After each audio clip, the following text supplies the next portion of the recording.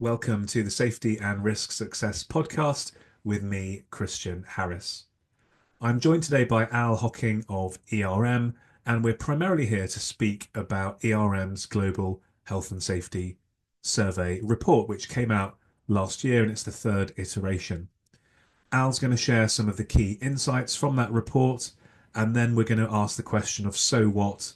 What does this mean for me as a safety professional? How should I respond to some of the trends, some of the opportunities, and indeed some of the challenges that the insights from the report present to us?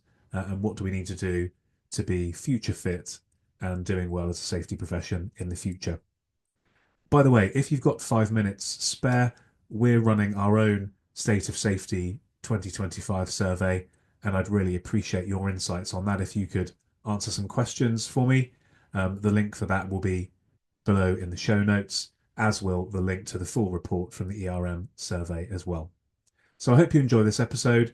Lots of great insights from safety professionals around the world and some things to think about, ponder on, and challenge yourself to do going forward. Cheers. Welcome to the Safety and Risk Success podcast with Christian Harris. We believe that proactive safety and risk management powers business performance. Each week we explore this theme, sharing guests, stories, insights, trends, hints and tips. You can find us on all the major podcasting platforms, and video versions are available on YouTube. But for now, let's join the conversation with Christian. Good to see you today, Al. Thanks for joining me. No problem at all, Christian. It's a pleasure to be here. And I think this is your first podcast, isn't it? Yeah, first podcast in this kind of format anyway. So Yeah. as I said a bit earlier, I spend a lot of my time in workshops, in training sessions and Presenting, conferences. So yeah, it's good to use this forum to get the message out. Good stuff. We'll try and have a nice chat and make it engaging and fun and all that good stuff. But there's some really interesting stuff to talk about. So looking forward to this. Let's just start. Maybe you could just give a quick intro to ERM and then kind of your roles, just to kind of set that context for the audience. Yeah, no problem at all, Christian. So look, ERM is a global health, safety and sustainability consultancy. Been around since 1971. So, we've got certainly a long track record of working in the sustainability space. Over 8,000 staff now, all over the world, lots of different places from Auckland in New Zealand through to Anchorage in Alaska. And, the kind of breadth of expertise, biodiversity specialists, contaminated land specialists, folks who spend all the time looking at impact assessment, and a growing health and safety community. So around about 500 health and safety practitioners working with all sorts of different clients and industries. Oh, nice. And what was the sort of rationale or to go into the health and safety, starting from that sustainability point? Because obviously there's clearly a link, isn't there? Yeah. So I think ERM. So I've worked at ERM for 18 years, and maybe I should say a little bit about myself as well in a moment. But to answer your question, I think probably early 2000s. More and more of our clients were asking us to, you're here to help us with our environmental management programs. You're here to do this environmental audit, but while you're here, can you take a look at these safety issues? And so I think as like any consultancy, any professional service firm, you kind of have to look at the market and respond to what clients are asking for. So I think around about the early 2000s was when we started to move into this space. We've been working on everything from compliance and regulatory assessments, the sort of things you'd expect any consultancy to do, right through into work around leadership, culture, programs of work, helping clients look at contractor management. We still do the regulatory stuff, of course, but we've diversified. And one of the bits of the business we're seeing real demand for is related to technical and functional safety. So those major accident hazards, helping clients. Both in the energy sector and petrochems, pharmaceuticals, really think about those major accidents. So it's a real spread and real breadth of experience. Maybe a little bit about me. I started off as an environmental professional back in, again, 2000 or so. Worked on a whole range of different environmental projects and programs. And then, in the same way ERM became more EHS and what's have you. my career went the same way. Clients would say, well, you're here to do this audit, add in the safety part as well. So various professional qualifications. And yeah, here we are some 25 years later. And I now lead our health and safety services team in the Europe, Middle East and Africa region. So again, got folks down in Cape Town, people up in Stockholm in Sweden. So it's a nice team, lots of interesting work, and yeah, really pleased to be in the role I'm in. Fantastic.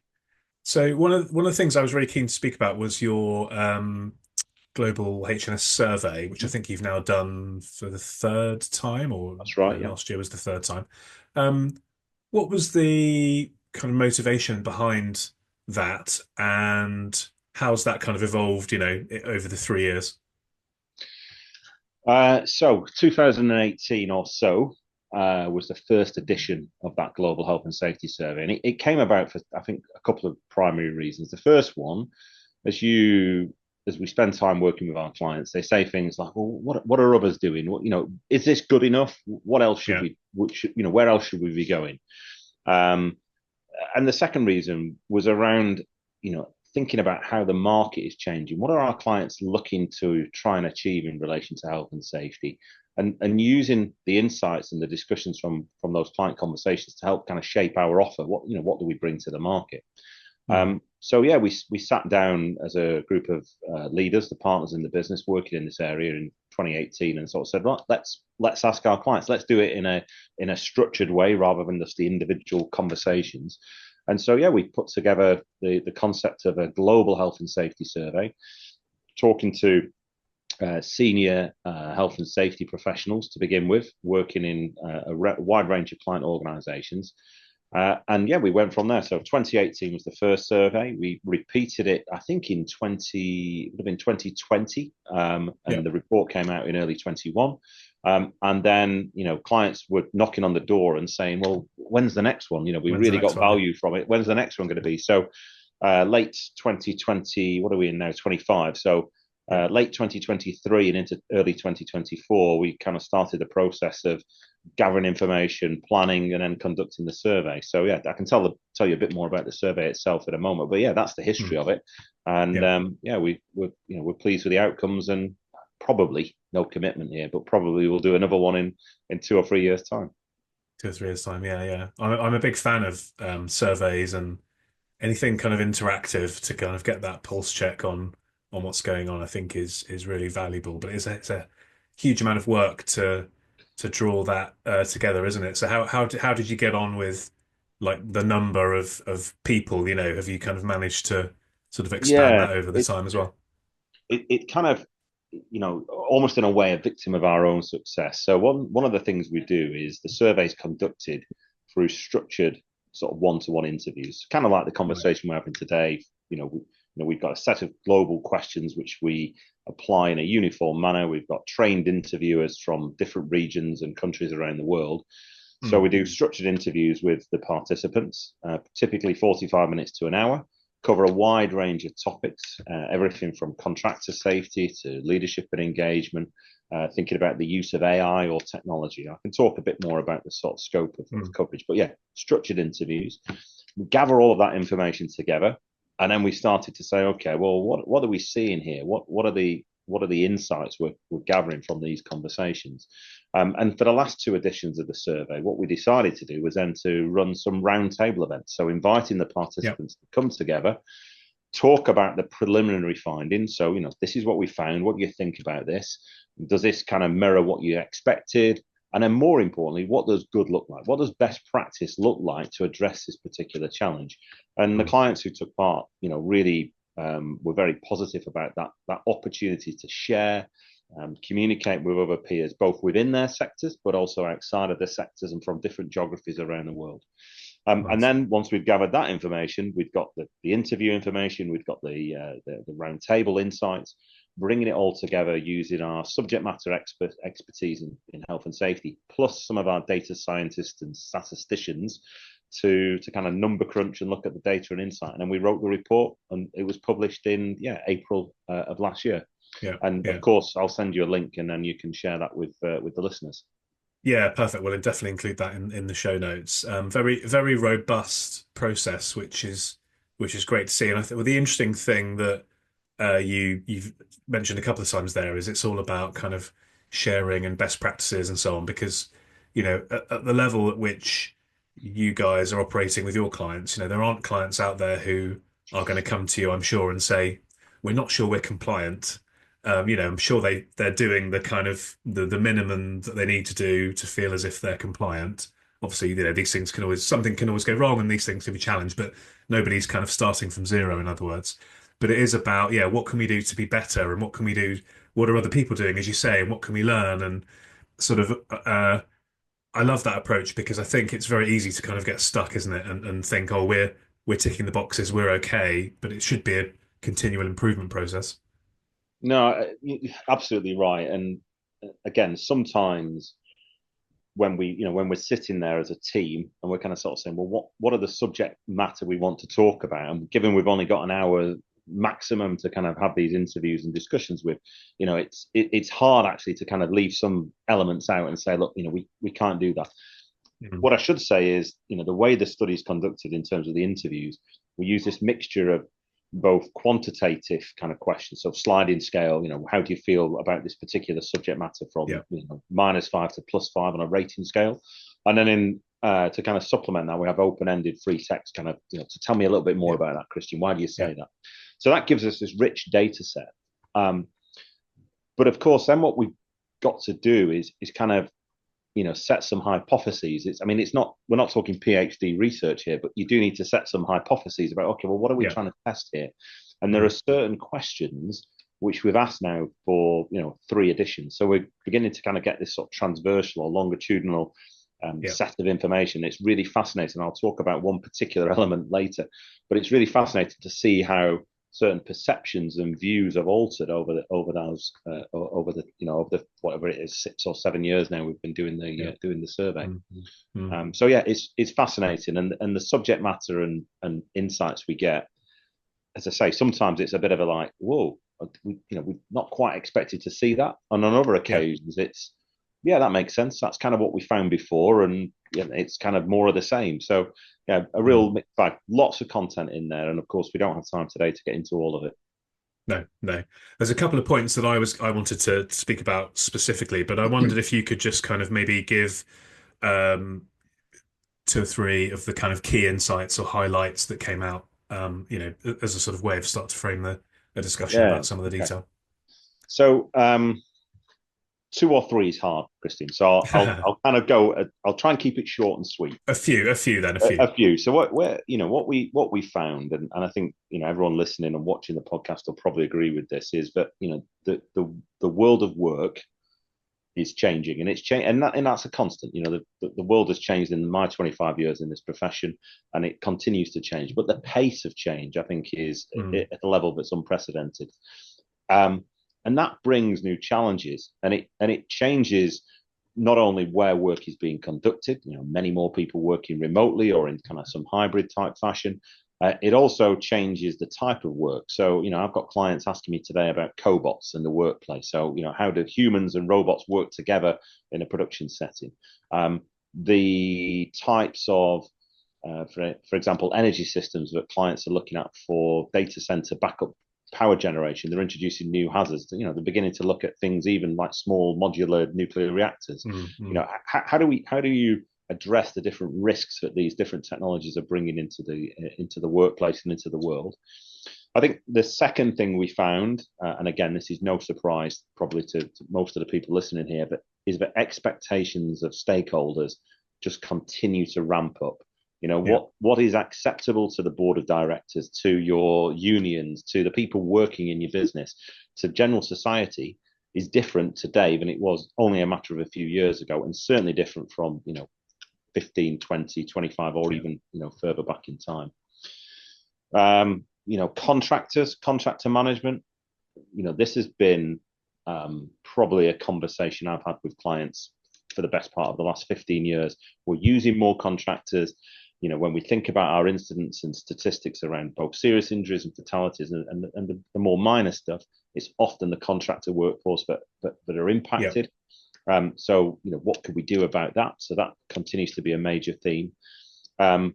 the topic we're going to sort of dig into a little bit more is around organizational capacity and capability. So that the health and safety function itself, what does it need to look like? What are the skill sets? So I'll cover that in more detail later. Other areas, the whole topic of psychosocial risk, continues to remain front of mind, no pun intended there, for many organizations and the leaders within those organizations, how to tackle that. Is it the role of the safety function? Is it the role of HR? Is it actually something that, actually no one's really got a full grip of?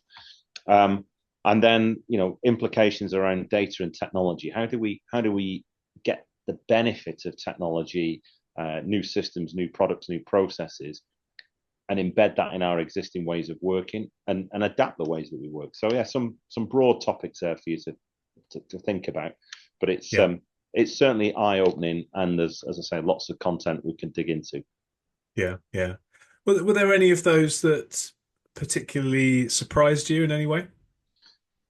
I wouldn't say surprise, and I say that because I've been working really closely with this survey now since 2018. But the measure and the pace of some of the responses in terms of where people were just in 2018 versus today is significant. So, one that sticks out in my mind is around the use of contractors. I can't remember the precise statistic, but it's stepped up by around about 25%. So the question was something along the lines of, if you think about your use of contractors today versus 3 years into the future, how do you anticipate that changing? And for the first two surveys, the kind of answers were broadly the same. It's going to increase, but by a relatively modest amount. When we asked the question in this last survey, 2024, there was such a marked shift. It was kind of like, whoa, that's pretty telling. When we did the initial survey in 2018, we asked questions about, what's the most impactful way, or what's the most productive way of driving safety performance improvement? What is it that you do in your organization that you believe makes the best, makes the most impact? And again, not unsurprisingly, but the order of magnitude in the response was all about leadership engagement. It's how our leaders at every level, from frontline to boardroom, how they engage in this topic, and the impact that they create themselves. That continues to be a theme, and it's ever more important. So, those are not surprises necessarily as like, whoa, this is completely new, but just the as I say, the changes we've seen over the time period. Yeah. I find that contractor question very interesting, and also I feel quite positive in that. I mean, something that I've spoken a lot about is the fact that if you're in health and safety, by the very nature of what you do, you have to have a wide breadth of knowledge. And obviously, if you think of like a pizza dough, if you want to make it wide, it can only ever be sort of relatively thin. So you're a bit like a GP, I suppose, in a sort of as an analogy, and therefore you need the surgeon to kind of come and help you in key areas where their knowledge is an inch wide and a mile deep versus yours being an inch deep and a mile wide. So if that's sort of an exhibit of people sort of taking that view, then I think that's quite positive. Yeah, I think it's a combination. So when I talk about contractors, I'm typically talking about contractors, hands-on throughout tools, the business, throughout the business, performing business. And I've got the stats in front of me. Actually, I managed to find it as we were talking. So in 2018 to 2020, organisations said, look, we anticipate. 36% of the respondents said we anticipate an increase. It was 39% in the period 2020 to 23. And in their most recent period, it jumped to 63%. So we're going from high 30s, 36, 38 to over 60%. As I say, that's that shift. Why is that? It's typically, we ask the question, why is that? It's typically because organizations are saying, look, this isn't our core business. So let's contract that element out. In some cases, it's a situation where people are saying, you know what, we used to have our own workforce doing this. It became cost prohibitive to kind of keep this group in, and we're just going to buy in those specialty services when we need it. Yeah. And I think that trend is going to continue. And yeah, you're right. When you in one way, you're kind of swapping or changing your risk profile, because instead of having ownership of it yourself and having full control over what's done, you're having to rely on others, and that then creates this question about, well, how are you managing your contractors? And it's not just when they turn up on site, have their induction, and you set them loose in the business.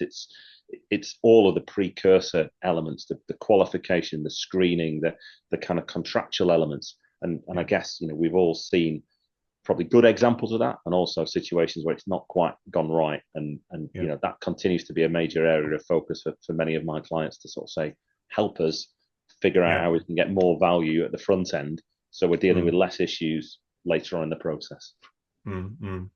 Yeah, and obviously in here in the UK, possibly not around the world. I'm sure that there's probably been an even further increase since the changes that are coming with NI and all these other things, where actually it's going to be more and more expensive to employ your own staff as well. So there could even have been a more significant shift.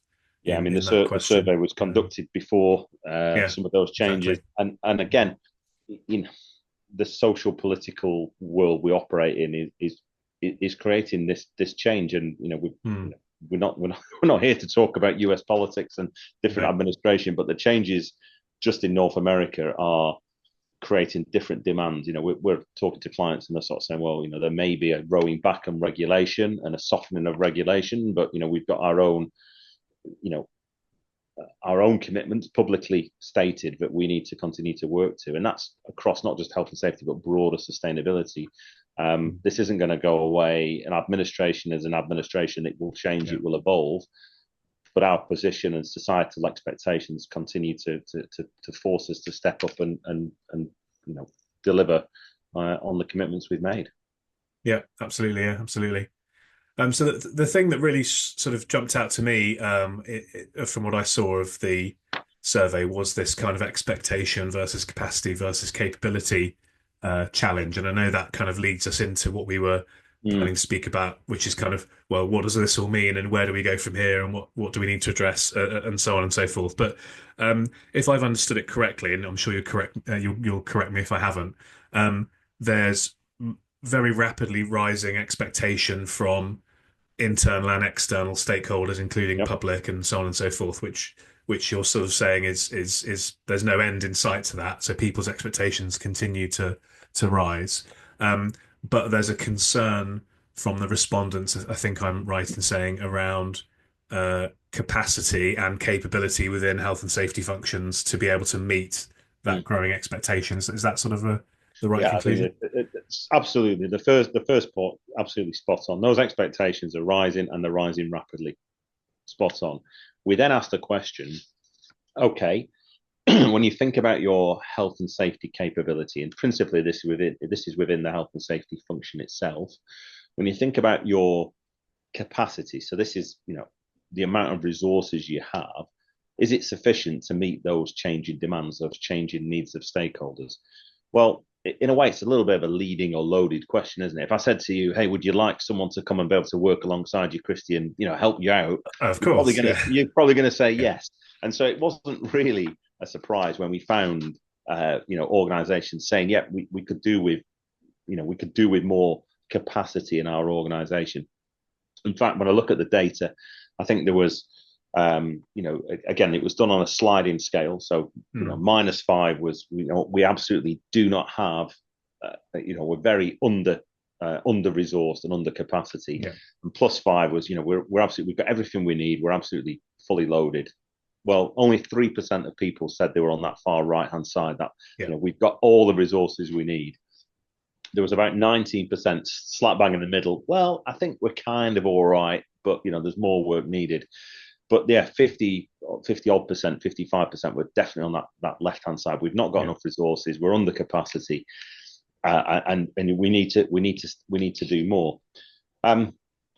But as I say, it's probably not that surprise. Most of the listeners will be sat there going, yeah, I could do with an extra person here or an extra person there, or a bit more cash. Turkey's voting for Christmas is rare. Something like that. So the more interesting question for me, at least, and certainly when we talked to clients and got their insights, was the question of capability. So similar question: do you have within your organization, sufficient capability. So this is the skills, both technical and non-technical, to meet these changing needs. And this was the bit which really kind of surprised me, because the answer there, well, first of all, was not good. In other words, lots of businesses sort of said, look, we are under, we're on the lagging side when it comes to capability. But the more telling, and I can't really describe the data because it's not in front of me, but the readers see this in the report, was the shift we saw between 2020 and 2024. Same question asked both years, and the shift was marked, from more organizations originally sort of saying, yeah, we've got the right kind of capability. We feel better and more comfortable with the skill sets and knowledge and experience we've got back in 2020 versus where we are today. So the question is, well, why has that changed? Is it we've got less capable, less competent health and safety professionals in the business? I don't think so. I think actually it comes down to those expectations of stakeholders, what they're looking for in terms of delivery from the function.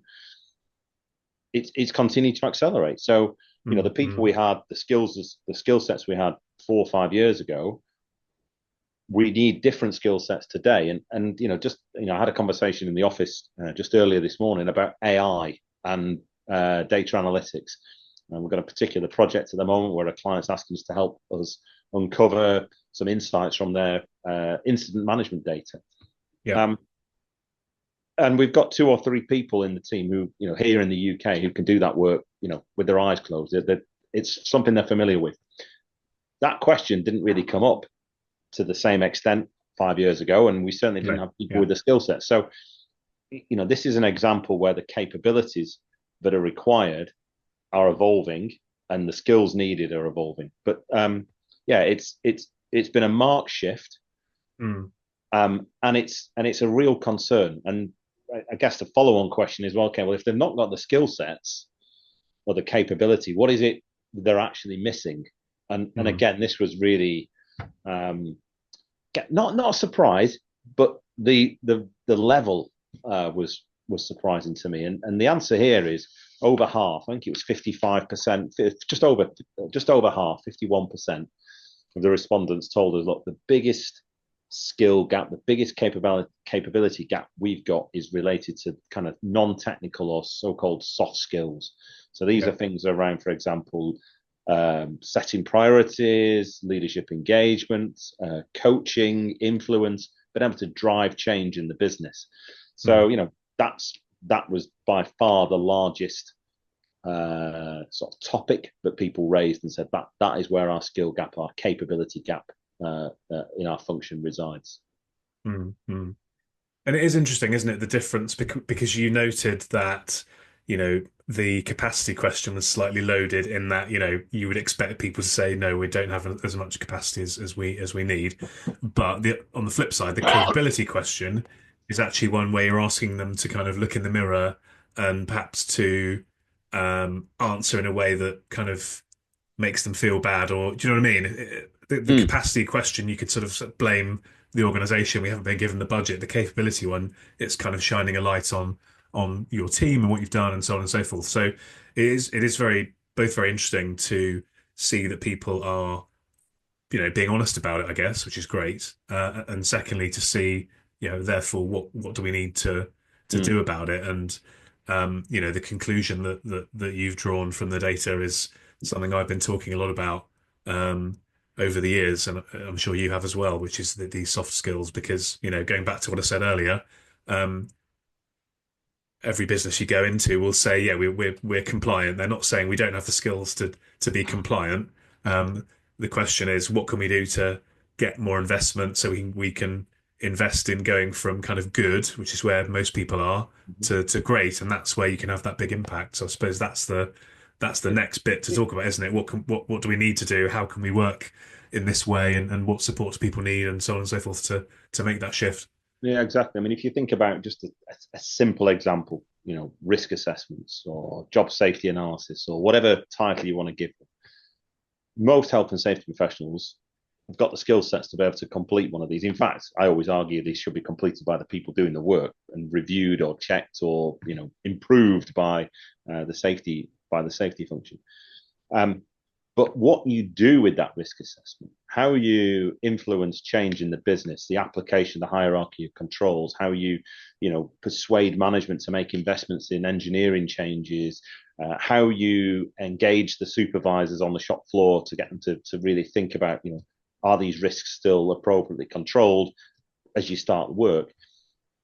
That's not to do those things, to achieve those outcomes doesn't require you to have a PhD or a master's degree or even a degree. It's to do with those non-technical, those soft skills around influence and persuasion, communication, etc. So it doesn't matter, if it doesn't really matter how academically brilliant you may be. If you can't get your message out, if you can't get people to engage with you, to understand or see your point of view, then I think in the health and safety function, and probably in any function of any organization, those non-technical skills, if you've got a gap there, that's going to stop you being as successful as an individual, and it's going to ultimately prevent your organization, your function, from really delivering the impact that's needed. Yeah, and especially, there's the trend of people loading more and more on to the health and safety professional, sustainability, environment, et cetera, et cetera.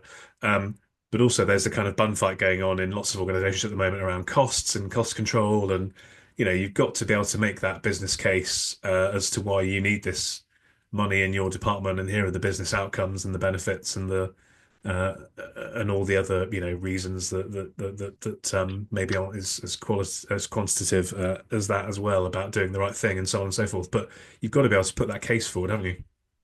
You've got to get your message across. As I say, that could be sat in a budget meeting with other senior directors or plant managers or whichever group it is, to make the case for additional budget. Or it could be as simple as how you show up on the shop floor as part of your day-to-day engagement with people. Do people see you as the safety cop, the safety police, and hide things from you, or do they see you as a supportive, engaged individual or team that is there to help them deliver safe production? And again, it all comes down to those non-technical skills. And what we see when we talk to clients, and what we heard when we did the roundtable sessions, was really, demand in a number of areas. The first one being, the ability to train and facilitate effectively. So in other words, no more death by PowerPoint, no more boring safety presentations, but deliver things in a way that's engaging and encourages people to interact and communicate and be part of the conversation. I think skills around observation, which you could argue is a technical skill, but the skill to be able to observe. So you take the blinkers off and you really look deeply at what's going on. Getting maximum value from the time you spend on the shop floor. Observing the world of work. That's a skill that you can teach people, whether from the safety function or from any organizational role. And then other skills around, not necessarily skills, but empathy and emotional intelligence. And we talk about the work of Daniel Goleman and others in that space. It's clear that it's a huge bit able to understand yourself, the impact you have on others, how to work in groups, deal with group dynamics. That working on your own emotional intelligence, your EQ, is something that all of us can do, and it will have a real impact for people. And we deliver as an organisation work around, for example, coaching for safety. So how do you help people to be more effective as a coach? And one of the key starting points for that is working on your own emotional intelligence. Mm-hmm. Yeah, that was going to be my question. Really, was kind of given that background. What are some of the things you're seeing that organisations are doing that's working to try and address that gap, I suppose, that challenge? Well, I think there's two. I've talked about some of the things that some of the areas or topics that people are focused on. So whether it be facilitation skills, observation and engagement skills, whether it's the working on your own emotional intelligence and understanding how you can get, how you can have more impact.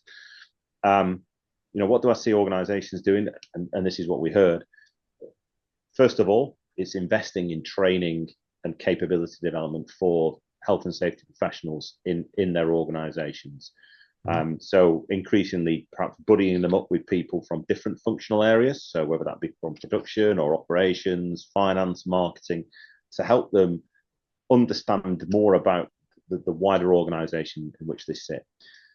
It's specific training or development programs focused on addressing these capability gaps. So again, we've seen quite strong demand, and I look across LinkedIn and elsewhere and see organizations talking about their investments they're making in coaching for safety. So specifically helping people develop those coaching skills, which allow them to sort of drive change and performance improvement in other individuals and groups. And then, I think we also saw a number of businesses talking about, look, in some cases, the health and safety function's been seen as a little bit of a dead end. It's a kind of dead end role. It's a dead end function. It's not quite as sexy or as attractive as maybe working in procurement or IT or anything else. So how can we make this a more attractive profession, a more attractive function for people to work in? So again, organizations talked about, actually this starts with the way that we recruit and hire people in. We think about diversity. We need to think about the kinds of individuals we're bringing into the organization. Some organizations, as I'm sure you and your listeners will know, they will cycle people in from other business functions to kind of take a leadership role in those organizations. That can be fraught with challenges because those people aren't necessarily subject matter experts, but they can bring fresh perspectives in terms of efficiency or ways of working and collaboration. So lots of different things that people do, from, as I say, bespoke training, focused development plans, thinking about recruitment and retention of staff. But ultimately, every organization, every function needs to consider, when we think about our situation, the kind of risks we're trying to manage, the expectations of our stakeholders, do we have the right kind of people with the right skill sets? And if not, what can we do to fill the gap, to build that capability and to build that competence? And again, whilst we're spending time today talking about these non-technical skills, one of the things that did surprise me was the gaps that people talked about in relation to some of the technical areas as well. So, this isn't. I'm not sitting here today and sort of saying focus on the non-technical skills. It'll make the world a better place. What I'm saying is the non-technical skills are probably the most important dimension, but you need to have this bench strength of technical capability, whether that be around automation in the workplace, emerging hazards. Process safety management came out quite strongly as an area of demand. So look, you've got to work on both those technical and non-technical capabilities and competencies. Yeah. And again, that's where going back to the capacity restraints as well comes in, because if you had unlimited budget, you could hire an expert in every single area, and then you'd solve your capability challenge. But obviously, that's not realistic. So it's kind of balancing, as you say. What can we do internally? What can we do? Going back to the contractor point about outsourcing some of this stuff, where we get the most value from hiring an expert, whether that's internal or external, and where can we sort of do things ourselves? And it's a really interesting challenge. But I suppose it's not dissimilar to the challenge of being a CEO and running a business in the same way as well. So it's all something that we have to try and do our best with and master as best we can.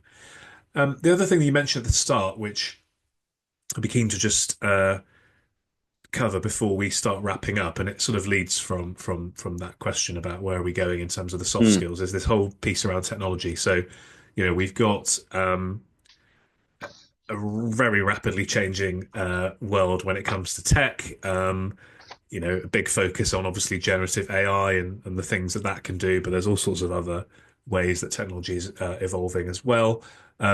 Does that sort of is that a driver of that need to shift to the soft skills because actually we could rely on the technology more and more, or does that bring in a slightly different dynamic, do you think?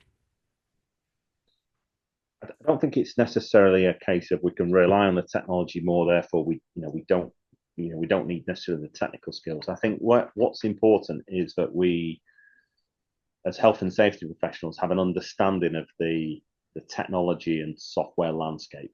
We don't need to be experts in it. I mean, there are plenty of people who are, but we need to have an understanding of first of all, what are the potential use cases? So whether it's smart eyewear, whether it's the use of drone technologies to reduce, risks related to work at height, because we no longer need to go and climb stacks anymore. Yep.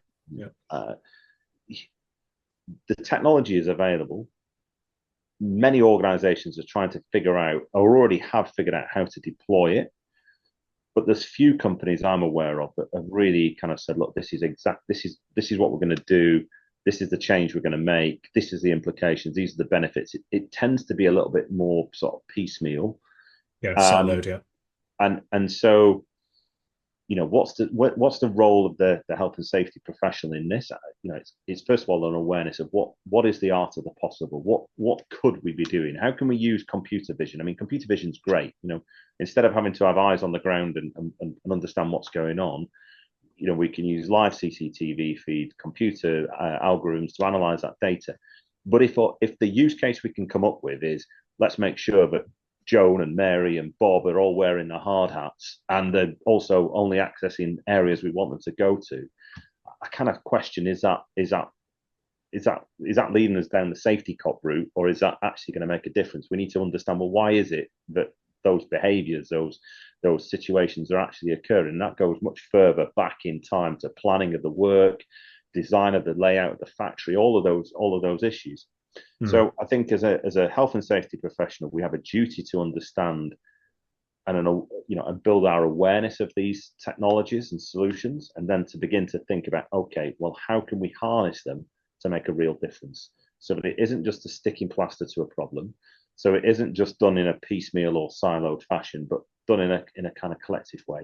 And things like generative AI, I think, have got a massive role to play. Whether it's the development and summary or development of procedures and processes, we certainly don't want more paperwork, virtual or otherwise, in the workplace. But can we use AI to help us summarize that information down?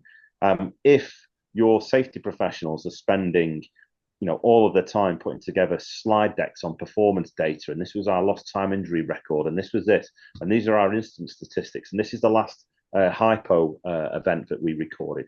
If your professionals are spending all the time producing content, we should be asking the question, can AI do that for us to free us up to spend our time on things where we can add more value as a safety professional? So again, if you're sat listening to this and you're looking around your office, you're looking around your organization, challenge yourself. Are we doing those things? Are we as curious as we need to be around technology and the use cases? Are we challenging ourselves on whether we can adopt this stuff? I have had people say to me in the past, well, if we do this, it's kind of going to take a job away from somebody. And I kind of say, well, it might take a boring job away from somebody and allow them the time and the space to develop the career and grow into a different way. So, yeah, it's a huge area. It's rapidly changing, and yeah, I'm quite excited by what the future might hold in that regard. Yeah, me too. I've done quite a number of interviews and sort of webinars, around tech, because I do think that you need to ride the wave. You need to be AI enabled, and you need to, or whatever the right phraseology is, whereby you're leveraging it, I think is the word you used. Because if you don't, you're going to get left behind. I think it'd be interesting if we wind forward 3 or 4 years and you're doing another of those surveys, if you could overlay that piece around capability and capacity with almost a third axis of adoption of technology and AI. I'm pretty sure that if you were quite low on that third axis of adoption of technology, you'd be struggling even more on the capacity and capability. Well, I mean, just the data on the investments that organizations have made in tech and software. 88% of the respondents told us they'd invested in tech for health and safety in the last 3 years. Yeah. And when we looked at, we asked them to rank, what are your key investments you're going to make in the next 3 years? 6 of the 10 were related to technology. So, it is the area of investment that organizations are making. The kind of things they're talking about. Data analytics was number one out there. This is the set. So this is why the skill set is, you might have more AI dashboards and AI tools that allow you to extract the data, but as a safety professional, does it actually make sense? And what's the so what that follows on? The AI tools will only take you so far. Talked about computer vision before. That was the second level of second highest area of investment. Third was around generative AI. So using it to automate, pre-populate HAZOP worksheets, for example, or write task-based risk assessments. And then, as I say, other hazard reduction things. So using AI to embedding it within your ergonomics program. So recording people undertaking manual handling activities, and then using that to kind of help you with your risk assessments and your control strategies. So, lots of investment, lots of change, and as you rightly say, Christy, we've got to kind of go with it, because if we don't, we're just going to be left behind. Yeah. So some really fascinating insights there from the survey report, and we'll include a link to that within the show notes, as we mentioned before. Keen to let you do any plugs you want to do in terms of like getting in touch or anything more for people to look at. But I suppose just to wrap up, what would you say would be the key takeaway or the key action you'd suggest people do as a result of kind of some of these insights from the survey, going forward? What should be the focus? So I'm not one to plug things, blatantly. The survey report, as I say, there'll be a link on there. It's free to download. There's no paywall or firewall, so people can take a look at it. Contact details of the ERM team can be found on the back of that report, or just go on our website, erm.com. And we'll share your LinkedIn profile as well. Yeah. So people can do all of that. In terms of key takeaways, what would I say? The first thing is, let's just remember, as I said right at the start, the world of work is changing at an unprecedented level. We cannot continue to do what we've always done and think we're going to get different results. Where do we spend our time and where do we focus? Well, first of all, we know that leadership engagement is the key. It's not the silver bullet necessarily, but it is one of the keys to really making performance improvements. So it's not just about processes and systems and AI and sexy technology. It's about getting your leaders at every level engaged in it. Secondly, focus on the risk. We still have far too many serious injuries and fatalities occurring. In fact, we did some of the data in the report shows, and I know national statistics and what have you, shows an increase in certain industry sectors and geographies. So there are still far too many people being seriously hurt or killed at work. And, I sit here today and think, how is the work you're doing, the work I'm doing, the work that all of my team are doing, how is that making a difference? What impact is that actually having? And let's not forget that this is about preventing harm to people. Yeah. And when it comes to the health and safety function, or the EHS function, or the sustainability function, whatever it might be in your organization, have you got the right balance between the non-technical, the soft skills, and the technical skills that are going to serve you today, but more importantly into the future? And really think about those topics that are relevant to you in your organization, whether it's pharmaceuticals, whether it's data centers, whether it's construction. What are the challenges you're facing, and have you got the right people with the right skills now and into the future to address that?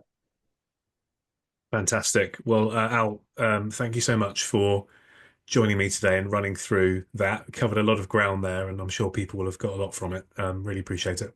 No problem at all, Christian. Well, thanks for having me on, and thanks again for your time and questions. No problem whatsoever. And thanks to you for joining Al and I, and we will see you again on the next episode. Cheers. Thanks for joining us on the Safety and Risk Success podcast. If you've enjoyed this episode, please hit follow and do share on social media.